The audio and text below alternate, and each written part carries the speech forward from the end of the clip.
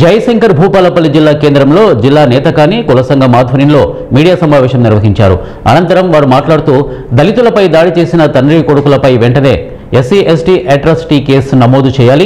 జయశంకర్ భూపాలపల్లి జిల్లా భూపాలపల్లి మున్సిపాలిటీ పరిధిలోని కాసింవల్లి గ్రామానికి చెందిన దళిత ఎస్సీ నేత కానీ కులానికి చెందిన వారు బండారు తిరుపతిని, కాసింపల్లి గ్రామానికి చెందిన మున్నూరు కాపు కులానికి చెందిన బడితల వెంకటస్వామి, అతని కుమారుడు బడితల ప్రసాద్ కలిసి ఒక ఎస్సీ నేతకాని కులానికి చెందిన ఒక పెద్ద మనిషిపై కులం పేరుతో దూషిస్తూ చెప్పుతో కొట్టడం జరిగింది.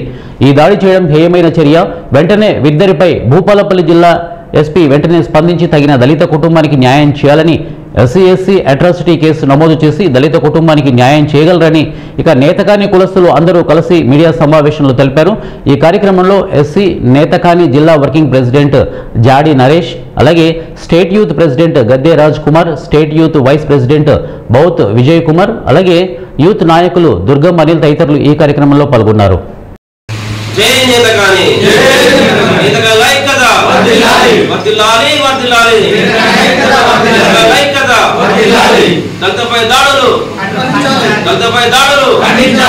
బడితల ప్రసాద్ అనే వ్యక్తి భూపాలపల్లిలో ఉన్న సోషల్ మీడియా గ్రూపులలో కాంగ్రెస్ పార్టీ నాది, నేను ఓటేసి గెలిపిస్తేనే గండ్ర సత్యనారాయణరావు గెలిచిండు, నా అన్న రేవంత్ రెడ్డి నేను వేస్తేనే గెలిపించిండు అని చెప్పేసి ఇష్టం వచ్చినట్టుగా కాంగ్రెస్ కార్యకర్తల మీద దుర్భాషలు ఆడుతూ కొత్తగా వచ్చిన వాళ్ళని అనేక ఇబ్బందులు చేస్తూ అనేక దాడులు చేయడం జరుగుతూ ఉంది.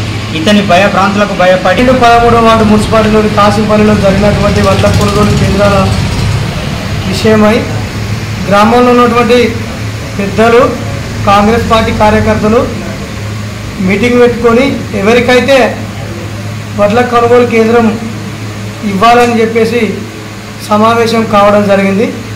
ఆ సమావేశంలో ఒక దళిత నేతకాని జాతికి సంబంధించినటువంటి బండారు తిరుపతి గారి పైన అదే గ్రామంలో ఉన్నటువంటి బడితల వెంకటస్వామి మరియు వాళ్ళ కుమారుడైన బడితల ప్రసాద్ గారు